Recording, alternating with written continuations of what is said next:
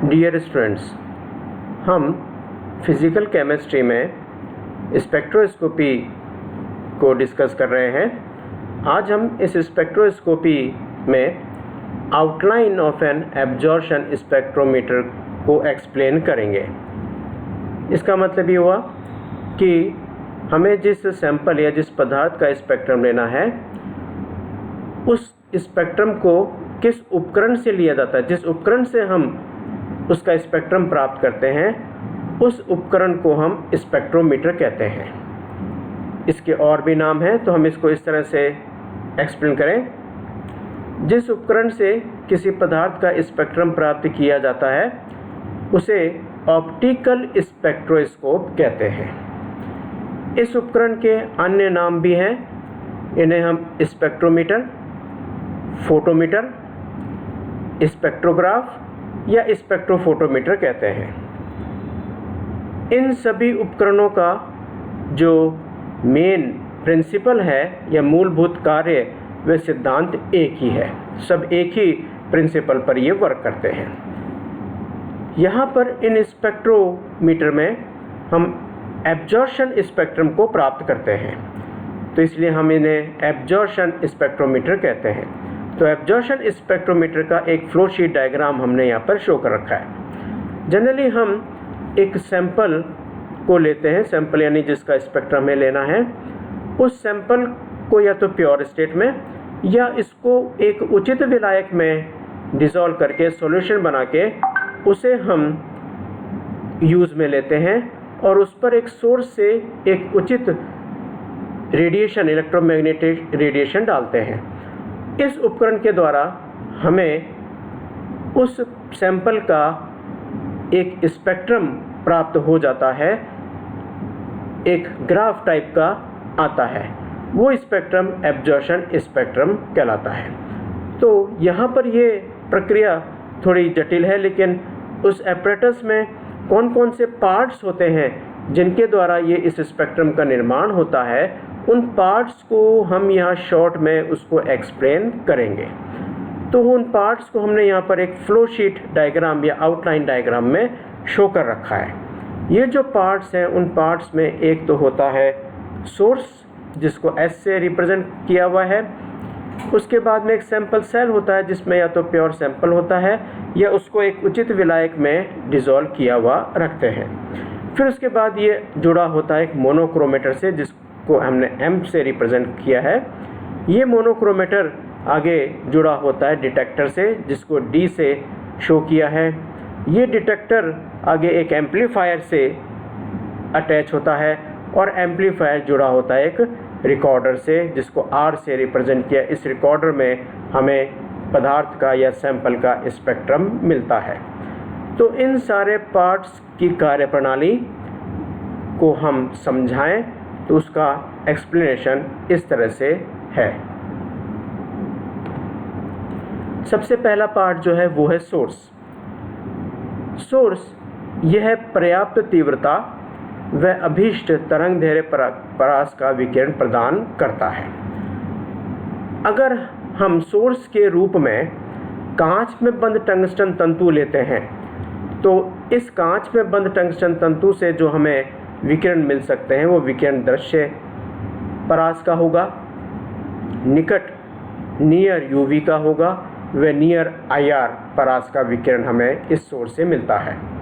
अगर हम सोर्स के रूप में हाइड्रोजन डिस्चार्ज लैंप या हाइड्रोजन विसर्जन लैंप काम में लेते हैं, तो हमें पराबैंगनी परास का विकिरण इससे प्राप्त होगा।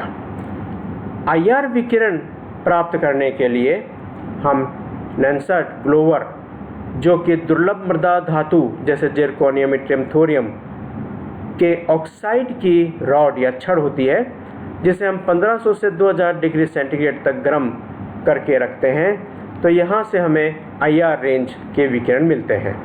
इसके स्थान पर हम सिलिकॉन कार्बाइड की रॉड को भी काम में लेते हैं। तो ये सोर्स, जो भी सोर्स हम यहाँ पे यूज़ में लेंगे, उसके अकॉर्डिंग हमें इलेक्ट्रोमैग्नेटिक रेडिएशन प्राप्त होता है।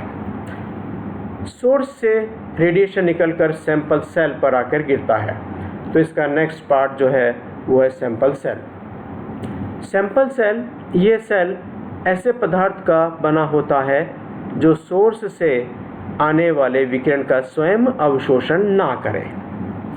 तो इसके लिए अगर हम दृश्य विकिरण काम में ले रहे हैं तो इसके लिए जो सैंपल सेल होगा वो कांच का बना हुआ होगा, क्योंकि कांच दृश्य विकिरणों का अवशोषण नहीं करता। पराबैंगनी विकिरण काम में ले रहे हैं तो सैंपल सेल क्वार्ट्ज का बना होगा, और IR विकिरण अगर काम में ले रहे हैं तो सैंपल सेल क्षार धातु हैलाइड का बना होता है। सैंपल सेल में जो सैंपल या पदार्थ रखा होता है, जब उस पर ये विकिरण आकर गिरता है तो ये सैंपल अपने ऊपर गिरने वाले विकिरणों में से कुछ विशिष्ट तरंग दैर्ध्य के विकिरणों का अवशोषण कर लेता है, और जिन तरंग दैर्ध्यों का ये अवशोषण नहीं करता उनको अपने में से ये बाहर निकाल देता है। तो ये विकिरण जो है आगे जाकर एक एनालाइज़र पर गिरते हैं। तो इस एपरेटस का जो नेक्स्ट पार्ट है वो है विश्लेषक या एनालाइज़र, और इसी को हम मोनोक्रोमेटर भी कहते हैं। ये जो मोनोक्रोमेटर या एनालाइज़र होता है, यह एक घूमने वाली प्रिज्म होती है। ये जो प्रिज्म होती है, ये प्रिज्म भी उसी पदार्थ की बनी होती है जिस पदार्थ का सैंपल सेल बना होता है। तो फॉर एग्ज़ाम्पल, अगर हम सैंपल सेल कांच का बना है तो प्रिज्म जो है वो भी कांच की बनी होगी। अतः ये एनालाइज़र या विश्लेषक भी उसी पदार्थ का बना होता है। इस प्रिज्म का मुख्य रोल ये है कि सैंपल सेल से जो भी विकिरण आता है, वो विकिरण कितनी तरंग दैर्ध्यों से मिलकर बना होता है, उन समस्त तरंग दैर्ध्यों को ये प्रिज्म जो है वो अलग अलग कर देता है। तो प्रिज्म के द्वारा विभिन्न तरंग दैर्ध्य वाली विकिरणें पृथक पृथक हो जाती हैं। ये जो प्रिज्म चूँकि निरंतर घूम रहा है, इसलिए जब इस प्रिज्म पर ये तरंग दैर्ध्य आकर गिरती हैं, अलग अलग तरंग दैर्ध्य वाली विकिरण आकर गिरती हैं, तो ये विभिन्न तरंग दैर्ध्य वाली विकिरणें प्रिज्म के घूर्णन के कारण ये प्रिज्म उनको एक एक करके डिटेक्टर यानी संसूचक पर गिरता जाता है। तो इसका मतलब इस मोनोक्रोमेटर या एनालाइज़र से जो जुड़ा होता है पार्ट, उसको हम डिटेक्टर कहते हैं। यानी एनालाइज़र से एक एक करके जो तरंग दैर्ध्य एनालाइज़र पे आई, वो सारी एक एक करके डिटेक्टर पर गिरती जाती है। तो नेक्स्ट पार्ट जो है उसका डिटेक्टर है। ये जो डिटेक्टर पर तरंग दैर्ध्य विकिरण की तरंग दैर्ध्य आकर गिर रही हैं, इस प्रक्रम को हम स्कैनिंग कहते हैं, और इसको हम रिकॉर्डर के साथ में सिंक्रोनाइजेशन कर लेते हैं। यानी जैसे ही यहाँ इफ़ेक्ट होगा, वो इफ़ेक्ट तुरंत रिकॉर्डर में रिकॉर्ड हो जाता है। नेक्स्ट पार्ट जो है वो है डिटेक्टर। डिटेक्टर या संसूचक क्या करता है, इसका मेन कार्य ये है कि डिटेक्टर जो है वो विकिरण ऊर्जा को अपने संगत विद्युत ऊर्जा में रूपांतरित कर देता है। यानी जितने विकिरण ऊर्जा डिटेक्टर पर आ रही है, ये डिटेक्टर उसके संगत उसको विद्युत ऊर्जा में रूपांतरित कर देता है। इस कार्य के लिए दो प्रकार के डिटेक्टर होते हैं।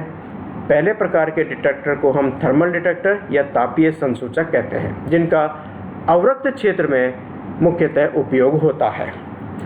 इन डिटेक्टर्स में, इन तापीय संसूचक में विद्युत धारा के ऊष्मीय प्रभाव का उपयोग होता है।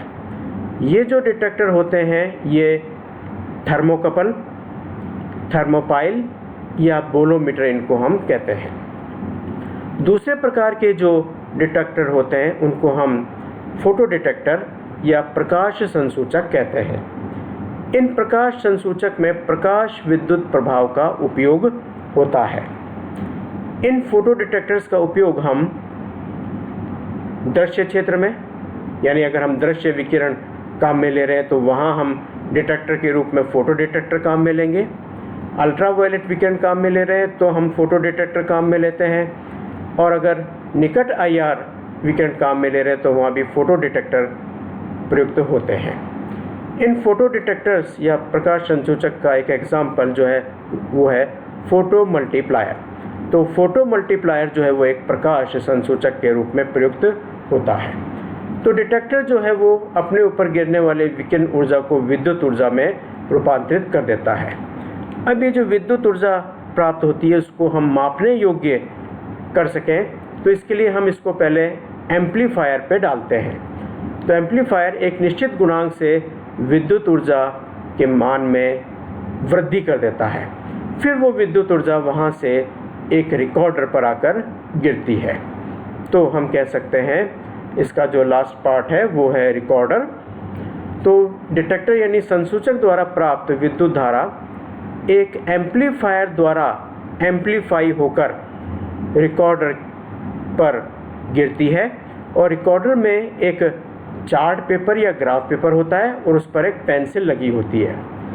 तो ये जो विद्युत धारा है जो एम्पलीफाई होकर रिकॉर्डर पर आ रही है वो रिकॉर्डर की पेंसिल को चार्ट पेपर पर चलाती है। जैसे से विद्युत धारा पेंसिल को मिलेगी उसी के अकॉर्डिंग चार्ट पेपर पर पेंसिल चलती है। तो चार्ट पेपर पर विभिन्न आवृत्तियों या तरंग दैर्ध्य के प्रतिशत अवशोषण या प्रतिशत पारगम्यता को प्रदर्शित करने वाला एक ग्राफ पीक्स के रूप में प्राप्त होता है। ये जो ग्राफ हमें प्राप्त होता है इसे हम उस सैंपल का एब्जॉर्प्शन स्पेक्ट्रम कहते हैं। तो इस प्रकार से इस उपकरण द्वारा हमें एक एब्जॉर्प्शन स्पेक्ट्रम प्राप्त करते हैं। तो ये जो 5 पार्ट हैं वो एक एब्जॉर्प्शन स्पेक्ट्रम में पाए जाते हैं।